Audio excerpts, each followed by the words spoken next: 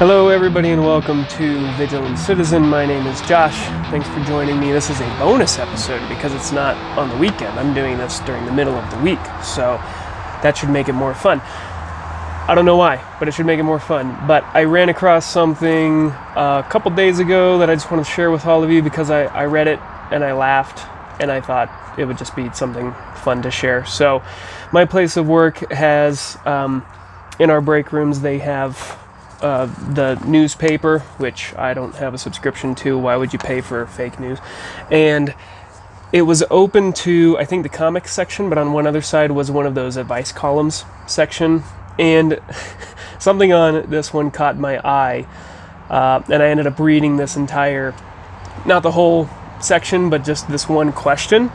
And I read the answer to it. First of all, the question just it kind of made me laugh because the question is so 21st century. It's so postmodern, but we'll get into it. And the answer was also just postmodern, passive aggressive, not really an answer. People are complicated and that's it. So I'm actually going to read this question, and I'm going to give my thoughts on it, and if I were to give this person advice, what kind of advice I'd give them.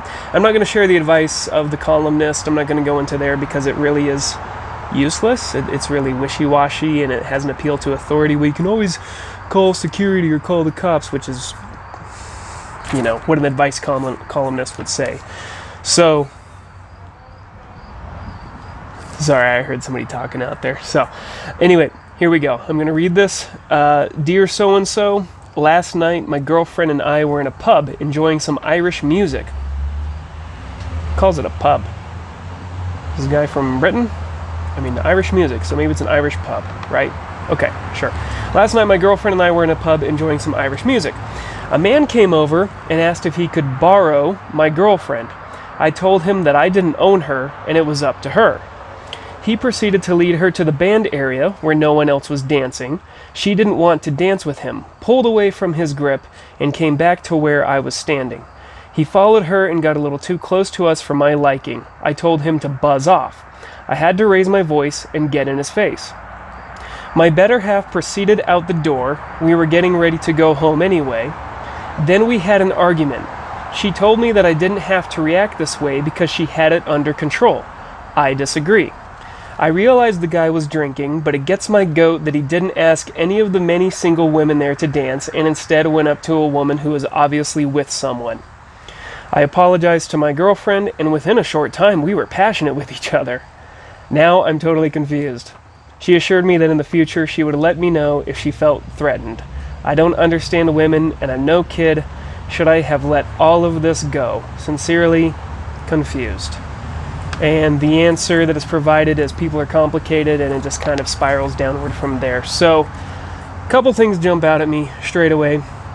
This is a kid. He says, I'm no kid, right? But this is a kid who, if I were a betting man, and I'm typically not, if I were a betting man, I would say he grew up in a fatherless home, single mother.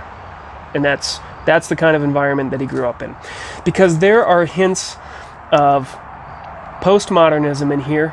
I told him that I didn't own her and it was up to her. Okay, that's some serious, 2019 Me Too stuff, or 2017, 2018, whatever it was.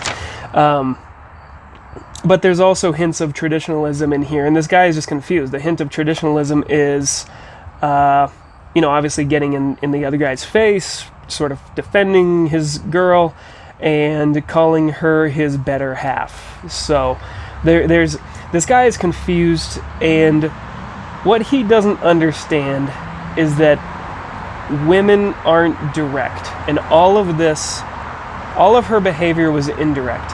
Here's if I met this guy, here would be my advice to her. To him. Last night my girlfriend and I were in a pub enjoying some Irish music. A man came over and asked if he could borrow my girlfriend. I told him that I didn't own her and it was up to her. Wrong response. The right response is he asked if he could borrow my girlfriend. I said no. End of story. Didn't have to go any further than that. So instead of just being direct and just saying, no, you can't borrow my girlfriend, he goes into this weird thing so that his girlfriend, right, I don't own her, so I don't want my girlfriend to think that I can speak on behalf of her because this is 2021 and we can't say things like that, and we have to be polyamorous and we can't be monogamous, and I can't say things like my girlfriend or your girlfriend. It's just all so ridiculous and so tiresome. Just say no. The answer is no. You can't. Just go walk away. Just walk away, right? Tell the guy to walk away. The rest of this is the rest of these problems spring from his own inaction and his own passivity. And then he watches as this guy dances with her, and she clearly doesn't like it, and then he gets in his face. So he takes it from 0 and then he escalates it all the way up to that. So he hasn't learned how to set boundaries and then enforce those boundaries. Saying no and then being done with it, that's setting and enforcing those boundaries, right? So instead, he basically told this other guy, there aren't any boundaries. You can come in and you can do whatever you want with my girlfriend. And then he does, and then the girlfriend, I mean, she's in an awkward situation, and girls aren't as direct. She's not going to say anything, right? She's not going to say anything. So she gets up there and she's uncomfortable, and now the guy tries to set boundaries. He's like, oh, she's uncomfortable and you can't do this and you can't do that. And then she gets upset for whatever reason. I don't even care what she got upset about, right? So the guy is clearly upset. He didn't want somebody else dancing with his girlfriend, and instead of just saying no, he lets this other guy, this drunk guy, go and dance with his girlfriend, and then he gets angry about it, and then he overreacts. Maybe not, it's not a super overreaction, he didn't like punch the guy or anything, but he overreacts, tries to set boundaries after the fact, and then his girlfriend is suddenly interested in him again because he stood up for her. And so that's all he had to do at the very beginning. So this could be she's interested in getting a little bit of drama, right? Like she's got, she wanted a taste of drama, she's addicted to it or whatever, I don't know, but she got it. And so, but then she saw her guy stand up to another guy, and so that just kind of got her going, right? But this was just so sad to read.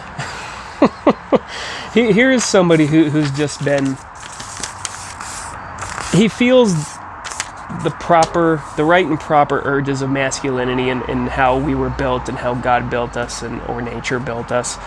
And instead of understanding that and moving forward with that frame of mind, he has been so confused and his mind has been perverted in some sense by postmodernism and modernity that he has no clue how to behave in one of these social situations. He has no clue.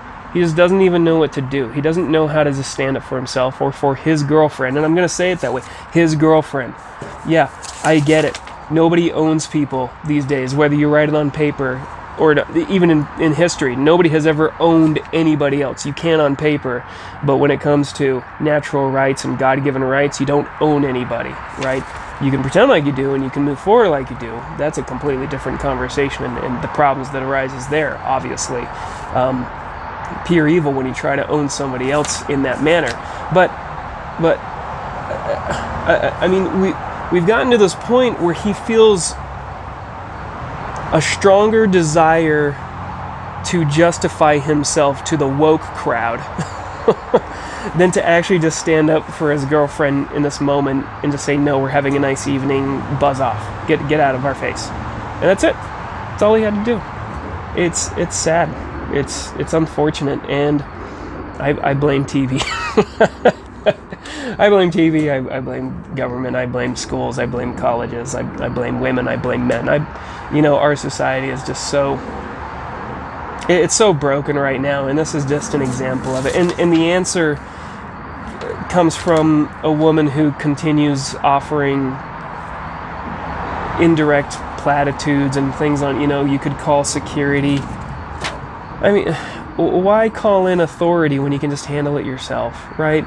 It's not like this guy pulled a gun on him, right? Or anything like that. But the response involves it involves escalating even further where it's not necessary. And it's just also disappointing. It's also disappointing. Just small social interactions like this have been so corrupted and so perverted and destroyed that people can't even handle, how to tell somebody else no. So, well, I think I'll leave it at that. I'm starting to ramble. Those are my thoughts on it. I could just sit here and say over and over again how disappointed I am at how things have gotten. This could be kind of fun, right? Maybe take an advice column once a week or something and provide an alternative piece of advice from what the mainstream advice is, because it's usually wrong and it usually makes things worse. That could be kind of fun. We'll see. I don't know. I just saw this in the newspaper and thought it was just circling through my head the other day, so I figured I'd share it here. So, thanks for listening. If you have any comments or questions or anything, send me an email or make a comment down below. As always, I appreciate the conversation. Thanks for tuning in. I'll see you next time.